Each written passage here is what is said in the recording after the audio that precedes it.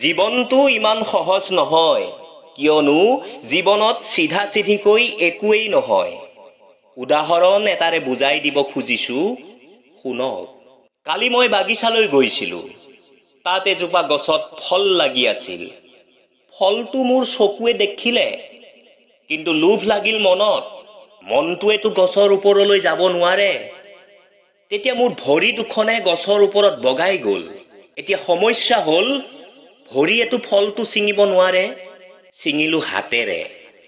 হাতেতো ফলটো খাব নোৱাৰে, খালোঁ মুখেৰে। মুখখনেতো ফলটো ৰাখিব নোৱাৰে, ৰাখিলে মোৰ পেটটোৱে। এই সকলোবোৰ চাই আছিল মালিয়ে। মালিয়ে খঙেৰে আহি মোৰ পিঠিত লাঠিৰে কোবালে। শব্দটো শুনিলে কাণে, আৰু চকু পানী ওলাল চকুৰ পৰা, কিয়নো প্ৰথম চকুৱে ফলটো দেখিছিল। ইয়াকে কয় লাইফ ইজ এ চাৰ্কেল, জীৱনটো বৃত্তাকাৰ। আঘাতে জীয়াই থকাৰ সংকেত দিয়ে।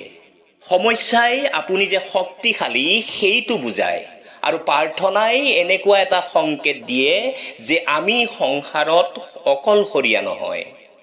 পুৰুষ হ'ল এটা পৰিয়ালৰ মগজু, নাৰী হ'ল পৰিয়ালৰ মেৰুদণ্ড। মেৰুদণ্ডহীন শৰীৰ এটা কেতিয়াও পোন হৈ থাকিব নোৱাৰে। সেয়ে নাৰীক সদায় সন্মান কৰিব, লগতে পুৰুষকো সন্মান কৰিব। ল'ৰা সন্তান যদি এটা পৰিয়ালৰ দ্বীপ হয়, তেনেহ'লে ছোৱালী সন্তান দুটা পৰিয়ালৰ মহাদ্বীপ। মনত ৰাখিব। সকলোতে লিখা থাকে লেডিজ ফাৰ্ষ্ট, কিন্তু এবাৰ ভাবি চাইছানে? খোৱাৰ সময়ত মা কিয় লাষ্ট? কাৰণ মায়ে মৰম দিয়াৰ বাহিৰে একো বুজি নাপায়। পৃথিৱীৰ সকলো সলনি হ'লেও মাৰ মৰম কেতিয়াও সলনি নহয়। আগতে নিজৰ মাক পূজা কৰা, মূল্য দিয়া, তাৰ পিছত মাটিৰ মাক পূজা কৰিবা। কাৰণ এই অমূল্য সম্পদ জীৱনত এবাৰেই পোৱা যায়। যিজন মানুহৰ হৃদয়ত সঁচা মানৱতাৰ গুণ বিৰাজমান, তেওঁলোকৰ মনলৈ সদায় এটা কথা আহে, আৰু ভগৱানৰ ওচৰত এটাই প্ৰাৰ্থনা জনায়, মোৰ জীৱনলৈ যিবোৰ দুখ বেদনা আহিছে, সেই দুখবোৰ আন কোনেও যেন ভোগ কৰিবলগীয়া নহয়। আৰু মই যিবিলাক সুখ আনন্দ শান্তি ভোগ কৰিছোঁ, সেইবোৰ সকলোৱে ভোগ কৰক। কিছুমান মানুহে জীৱনত এনে কিছুমান ভুল কৰে যে সেই ভুলৰ স্মৃতি গোটেই জীৱন পাহৰিব পৰা নাযায়। সেইকাৰণে হয়তো মানুহৰ চিন্তাৰ শেষ নাই, খঙৰো সীমা নাথাকে, আৰু আশাই জীৱনৰ বাকীছোৱা কাল লোভ দেখুৱাই পাৰ কৰাই নি থাকে। সফল ব্যক্তিয়ে সদায় ভুলৰ পৰা পোৱা শিক্ষাৰে আগবাঢ়ি যাবলৈ প্ৰেৰণা পায়, আৰু অসফল ব্যক্তিয়ে সদায় নিজৰ মূৰ্খামিৰ কাৰণে কৰিবলগীয়া কামটো আধাতে এৰি আঁতৰি অহা দেখা যায়। ভুল শুদ্ধ, সুখ দুখ, ভাল বেয়া, শান্তি অশান্তি, এইবোৰ একেটা মুদ্ৰাৰ ইপিঠি সিপিঠি। তেনেকৈ হাৰা জিকাও একেটা মুদ্ৰাৰ ইফাল সিফাল।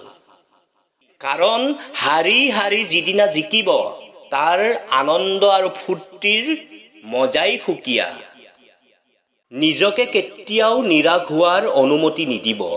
যদি কেতিয়াবা কোনোবাই তোমাক সৰু বুলি ভাবে, তেতিয়া জানিবা তুমি তাতকৈ অনেক ওপৰত আছা। ভুল সেইসকলে কৰে যি কৰ্ম কৰে। অকৰ্মণ্যবোৰেতো নিজৰ জীৱনটো আনৰ ভুল দেখিয়েই পাৰ কৰে। সুযোগ বিচৰাতকৈ সুযোগৰ বাবে নিজকে প্ৰস্তুত কৰক। যাৰ খং বেছি উঠে, সেইসকল সঁচা হৃদয়ৰ মানুহ। মই সদায় মিছলীয়াবোৰক হাঁহি থকা অৱস্থাতে দেখিছোঁ। অপমান কৰিবলৈ যোগ্যতা নালাগে, কিন্তু সন্মান কৰিবলৈ শিক্ষা লাগে। মনটো পৰিষ্কাৰ কৰি ৰাখা, কাৰণ শেষৰ হিচাপটো অৰ্থৰ নহয়, কৰ্মৰহে হয়। টকা পইচা নাথাকিলে কেতিয়াও দুখীয়া নহয়। প্ৰকৃত দুখীয়া সেইজনহে যাৰ এটা সুন্দৰ মন নাই। তুমি তোমাৰ কাম কৰি যোৱা, কোনোবাই মূল্য দিছেনে নাই জনাৰ কোনো দৰকাৰ নাই। মনত ৰাখিবা, সময়ে সঠিক মূল্য দিব। দেহৰ মৃত্যু হ'লে সকলোৱে কান্দে, কিন্তু মনৰ মৃত্যু হ'লে অকলে কান্দিব লগা হয়। তোমাৰ চেষ্টা কোনো নেদেখে যদি তুমি সফল নোহোৱা।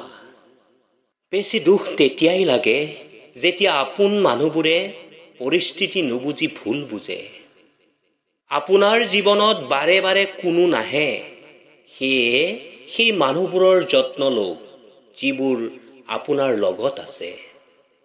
যিকোনো কাম আৰম্ভ কৰাৰ সকলোতকৈ উপযুক্ত পদক্ষেপ হ'ল কোৱা বন্ধ কৰি কাম আৰম্ভ কৰা। হাৰি যোৱাটো জীৱন নহয়, যুঁজ কৰি জীয়াই থকাটোহে জীৱন। মানুহে ব্যৰ্থতাৰ পৰাহে শিকে, সাফল্যৰ পৰা নহয়। সেয়ে এবাৰ ব্যৰ্থ হ'লেও পুনৰবাৰ চেষ্টা কৰা উচিত। চেষ্টা কেতিয়াও এৰি নিদিব। মনত ৰাখিব, একোছা চাবিৰ শেষৰ চাবিটোৱেও কিন্তু তলা খুলিব পাৰে।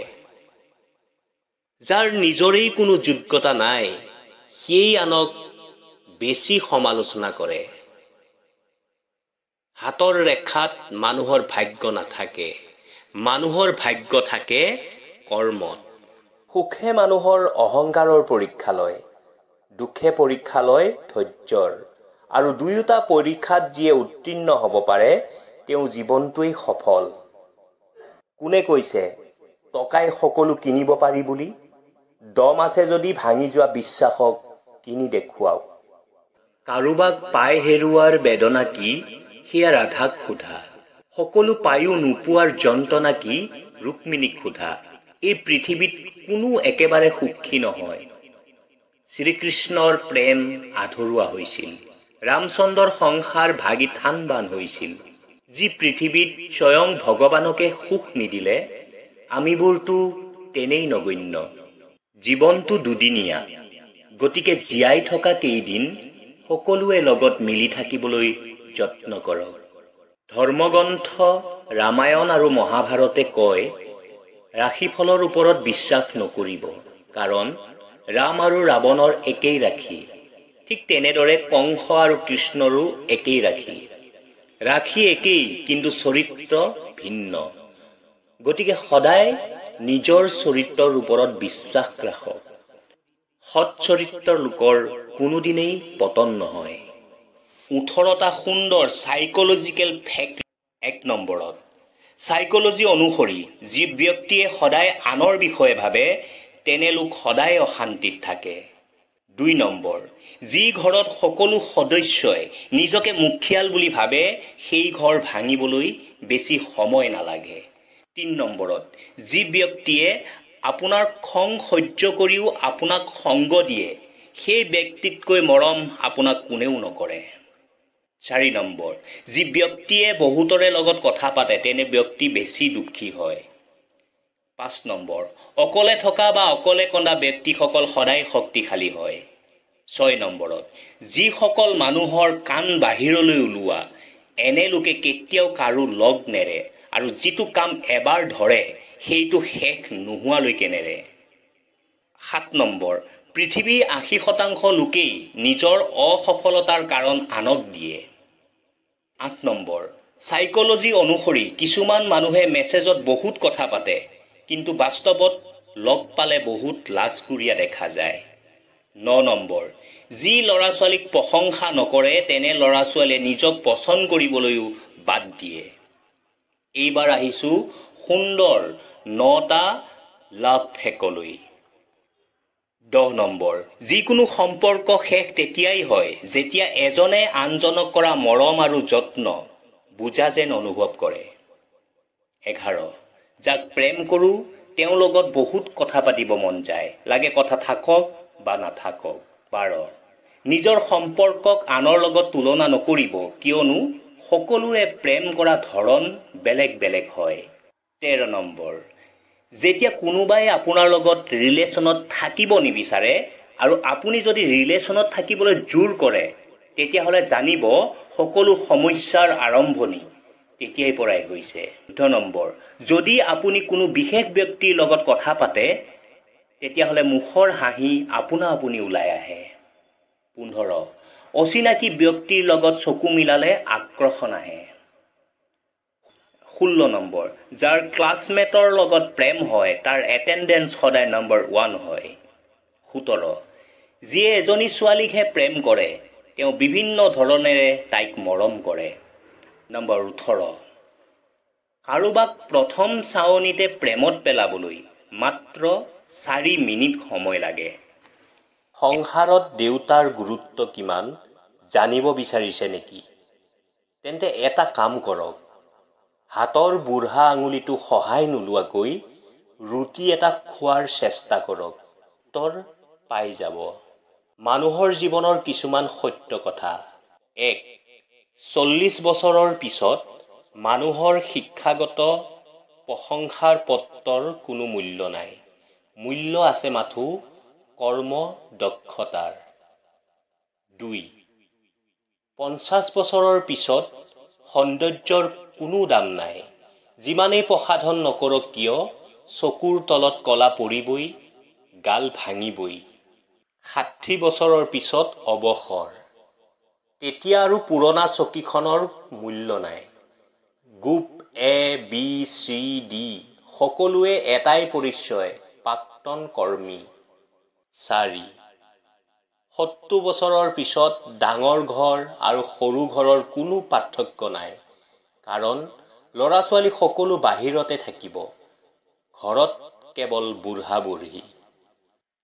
80 বছৰৰ বয়সত টকা থাকিলেও কোনো দাম নাই, তেতিয়া ফুৰা চকা ক্ষমতা নাথাকে, তেতিয়া দৰকাৰ কেৱল জনবল।